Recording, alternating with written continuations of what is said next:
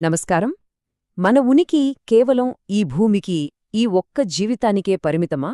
లేకపోతే మన ఆత్మ ప్రయాణం ఇంకా చాలా పెద్దదా? ఈరోజు మనం బేహద్ జ్ఞానం అంటే హద్దులు లేని జ్ఞానం ఆధారంగా ఆత్మ యొక్క అనంతమైన విశ్వ ప్రయాణం గురించి తెలుసుకుందాం. సరే, ఒక చిన్న ప్రశ్నతో మొదలు పెడదాం.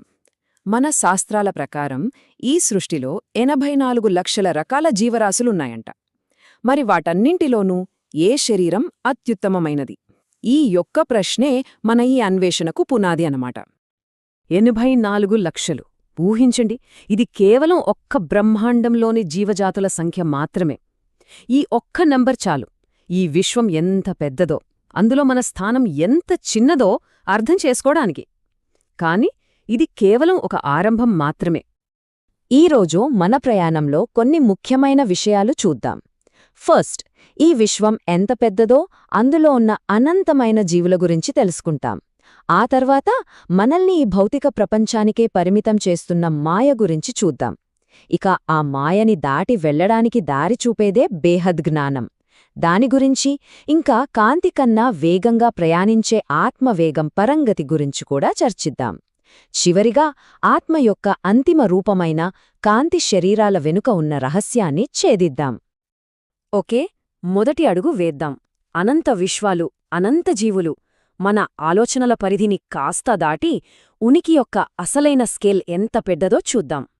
మనం సాధారణంగా ఒకే ఒక్క యూనివర్స్ గురించి ఆలోచిస్తాం. కానీ అసలు విషయం ఏంటంటే, లెక్కలేనన్ని గెలాక్సీలు, అనంతమైన యూనివర్సులు, హద్దులేని మల్టివర్సులు ఉన్నాయట. ఇది అంతులేని ఉనికి అన్నమాట. దీన్ని పూర్తిగా అర్థం చేసుకోవడం మన మానవ మేధస్సుకు దాదాపు అసాధ్యం. ఈ అనంత విశ్వం ముందు మనకున్న జ్ఞానం ఎంత చిన్నదో చెప్పడానికి ఇంతకంటే మంచి ఉదాహరణ ఉండదేమో. మనకు తెలిసిందే ఒక మహాసముద్రంలో ఒకే ఒక్క నీటి బొట్టు అట. ఇక తెలియాల్సింది ఆ అనంతమైన సముద్రమంతా మిగిలే ఉంది. సరే, మన జ్ఞానం సముద్రంలో నీటి బొట్టు అంత మాత్రమేనే అర్థమైంది. అసలు మన అవగాహన ఎందుకింత లిమిటెడ్గా ఉంది? మనల్ని ఏది ఆపుతోంది? దాని వెనుక ఉన్న మాయా అనే ఒక తెర గురించి ఇప్పుడు చూద్దాం. దీనికి కారణం మాయా. మాయా అంటే పెద్దగా కంగారుపడాల్సిన పనిలేదు. సింపుల్గా చెప్పాలంటే అదొక భ్రమ, ఒక ఫిల్టర్ లాంటిది. మన మనసు, మన ఆలోచనలు, మన సంస్కారాలు ఇవన్నీ ఈ మాయతోనే తయారయ్యాయి. అందుకే మన దృష్టి కేవలం ఈ భౌతిక ప్రపంచం మీదే ఉంటుంది. దాన్ని దాటి ఉన్న నిజాలను మనం చూడలేకపోతున్నాము. ఈ మాయా ప్రపంచంలో మన జీవితం ఒక చక్రంలా తిరుగుతూ ఉంటుంది. బాల్యం, యవ్వనం, వృద్ధాప్యం, మరణం, ఆ తర్వాత మళ్ళీ పునర్జన్మ. ఇది ఈ బ్రహ్మాండంలో ఒక సాధారణ నియమం. ఈ సైకిల్లోనే మనం ఇరుక్కుపోయాం. మరి ఈ మాయా చక్రం నుంచి బయటపడటం ఎలా? దానికేమైనా మార్గముందా? ఉంది. దానికి సమాధానమే బేహద్ జ్ఞానం. ఈ భ్రమను దాటి చూడటానికి ఇదే మనకు మార్గం చూపిస్తుంది. బేహద్ జ్ఞానంలో బాపూజీగారు చెప్పిన ఒక ముఖ్యమైన మాట ఇది: ఆత్మశక్తి మారితే దాని శరీరం కూడా మారుతుంది. దీని అర్థం చాలా లోతైనది. అంటే మన శరీరం కేవలం ఒక భౌతిక నిర్మాణం కాదు, అది మన ఆత్మశక్తికి ఒక అద్దం లాంటిది. ఆత్మను మార్చుకుంటే శరీరాన్ని కూడా మార్చుకోవచ్చన్నమాట. బేహద్ జ్ఞానం చెప్పే ముఖ్య విషయం ఇదే. ఆత్మ అనేది ఈ ఒక్క బ్రహ్మాండం యొక్క రూల్స్కి బందీ కాదు. మన అసలు స్వరూపానికి హద్దులు లేవు.